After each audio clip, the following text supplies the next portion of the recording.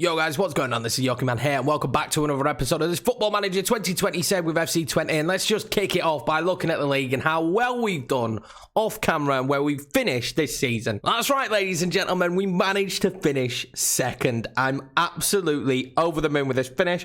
We managed to secure ourselves Champions League football, which means money.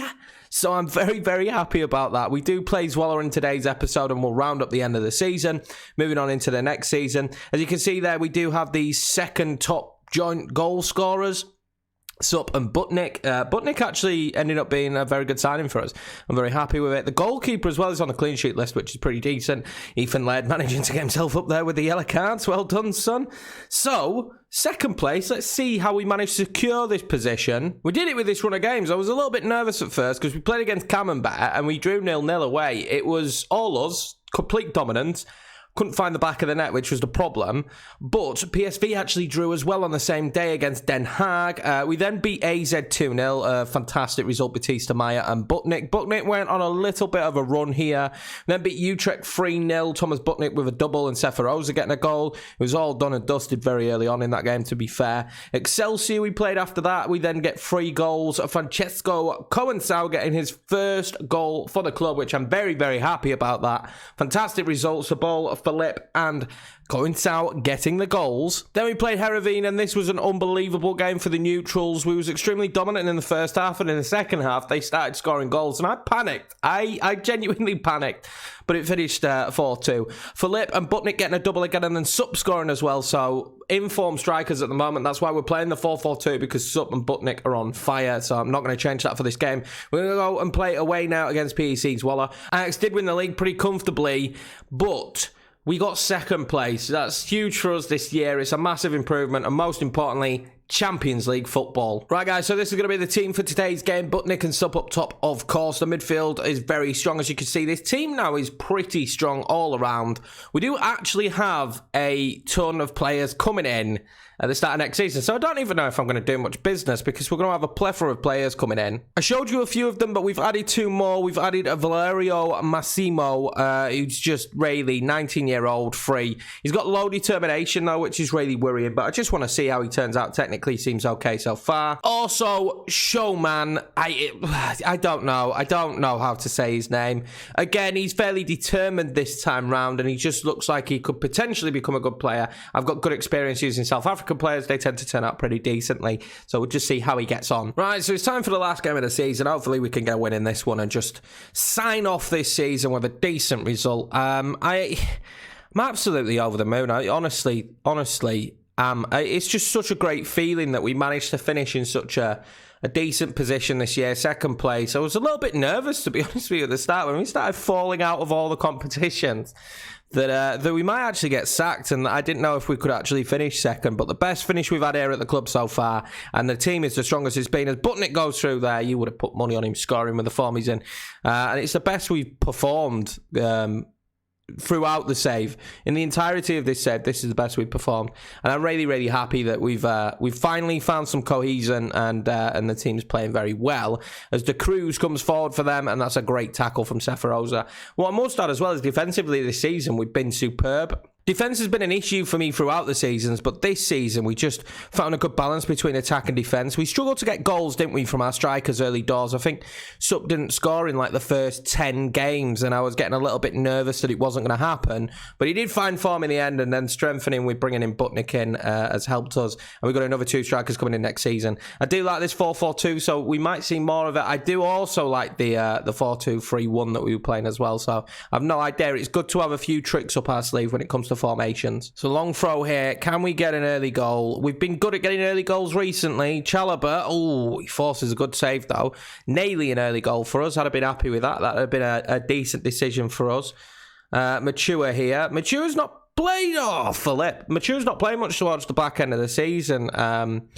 Brokovic and Chalobah ended up having a great partnership, which is crazy because Jemison and Mature had the partnership early doors in the season until both ended up getting injured. Jemison got injured and then Mature not so long after that got injured, and to be able to bring in Chalobah and Brkovic and them, those two having such a great partnership as well is just, I mean, that's huge for us. Cohen Sal there, that's huge for us to be able to know that we can make that change and still have a decent back line is massively important because defence is an issue. Defence has been an issue with this team, and we finally built what I would say is an half-decent defence, but we'll figure that out a little bit more. Oh, go on, Seferoza. We'll figure that out a little bit more when we play some European football. Now, my thought process is already Champions League football, fantastic, but I don't think we go straight into the group stages. We have to do like a knockout. I don't think we'll win that because we probably will be drawn against quite a tough team, and which is fine because I'm more than happy to drop into the Europa League because I do think the team is probably ready to compete at a Europa League level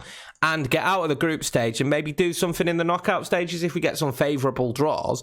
This is a very good squad with some great players in it. So I'm extremely excited to see what we could do in Europe next year. And with more players coming in, I think we'll be able to balance the squad now. I think we'll be able to balance the team a little bit better. Go on, Seferoza, Casillas. No breakthrough yet. I think we'll be able to balance the team a little bit better. It's been all us, absolutely all us, and you'd expect it. Swallow are relegated, I believe. So, I mean, it's done and dusted as far as they're concerned. But I would like a goal here. We need to find the breakthrough. All right, Philip now on the ball, coming forward. What can he do? Going south, Philip, Casillas. Good ball in from Casillas. Seferoza, but miles wide, wasn't it? Absolutely miles wide. You've got to do better than that, Seferoza. I mean, we are going through the motions in this game. This game doesn't really matter whatsoever, if we're being 100% honest. We finish in this second place position, but it'd be nice to get the highest points total we can get.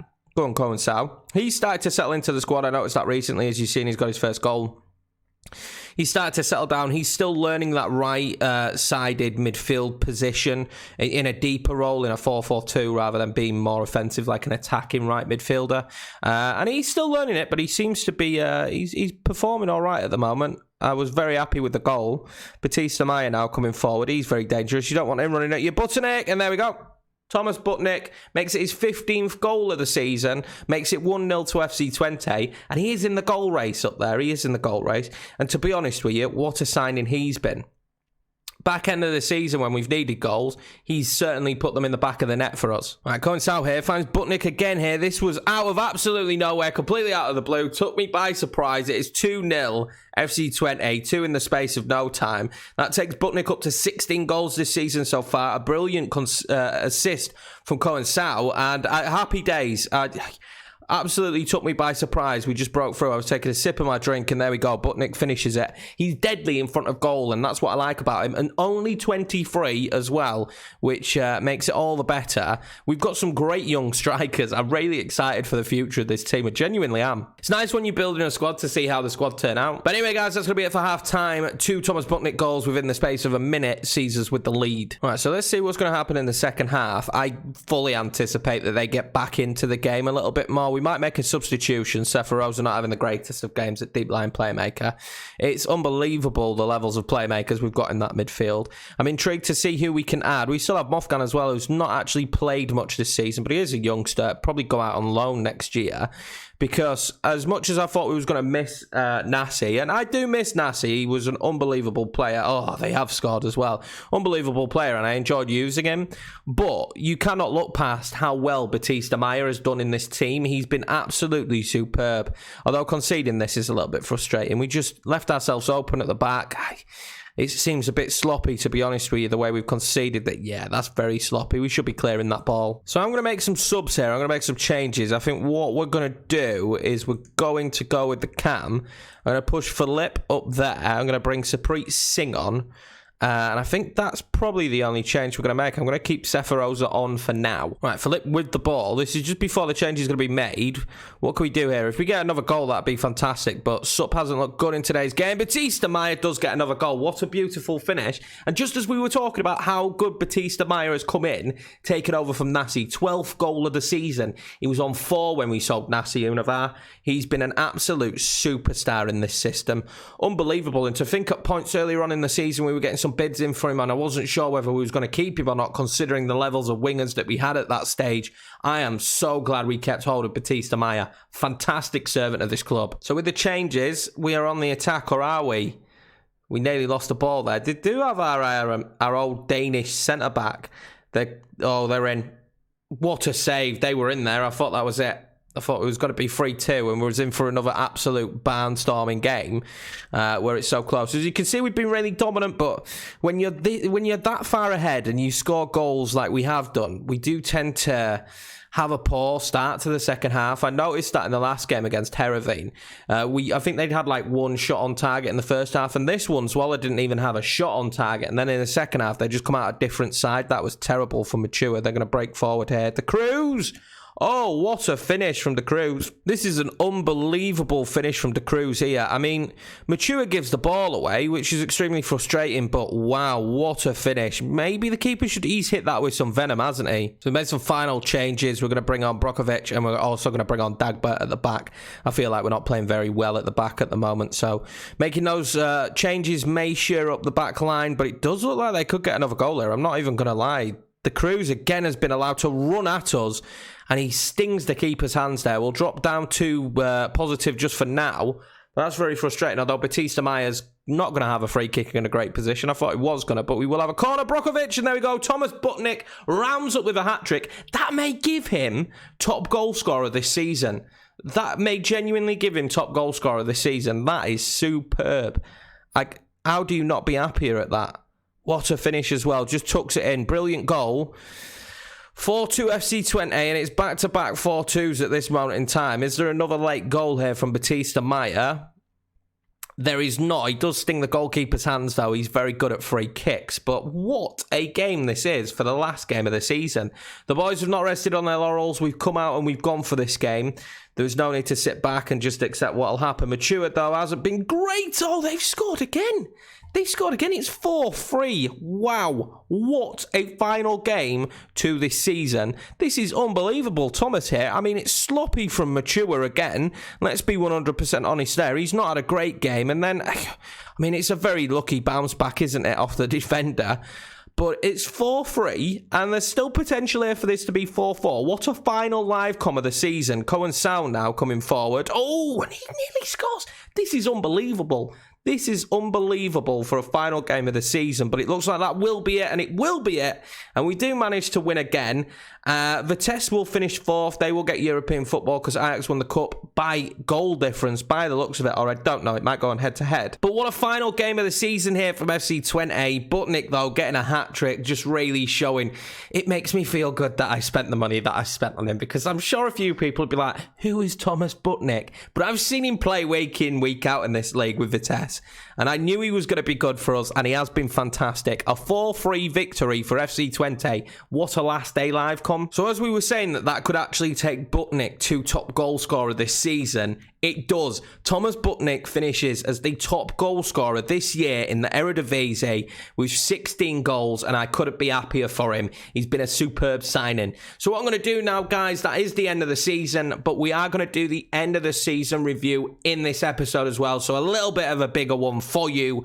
I'm going to go forward now, get all the end of the season stuff rounded up, the player of the season, all the information, the budgets, and so on and so forth, and I will come back at that stage. Right, guys, it's time to round up the season, and as you can see here, Groningen actually beat Feyenoord to get European football. So they've gone out and spent all that money, and it has definitely not worked out for Feyenoord. But let's look at the end of season awards. This is the most important part, and actually that's fairly surprising. Now, I do think if Nassi Univar had stayed, Nassi probably would have won this award, but Seferoza's actually won Fans Player of the Season, which is absolutely fine. He has been a superb player for the club. What is nice to see is Batista Maya came second, and I'll put on the screen now that we have actually, apparently, PSV are linked with him. He's going nowhere now. The price that they're linked with as well is absolutely disgraceful.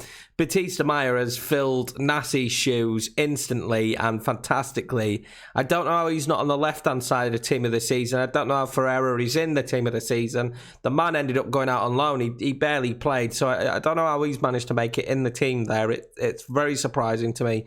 But I think all told, that's very fair, and Mature coming in third. Fantastic centre-back, been very good for us this year. Young player of the season was Seferoza. And Thomas Butnick was signing of the season. Doesn't surprise me whatsoever. Thomas Butnick came in, did very well, did what I needed him to do. and scored goals. I mean, the season review doesn't flag up much. I would have had Ajax down as the match of the season, the 3-2 game, but they've got a victory against AZ 2-0. And obviously the defeat to Vitesse was pretty frustrating, but it is what it is. 25 players used this season, which was joint 11th highest in the Eredivisie. So just goes to show we used a small compact squad this season and they got the job done. Second place in the Eredivisie is massive. I mean, Club Vision is very interesting, actually.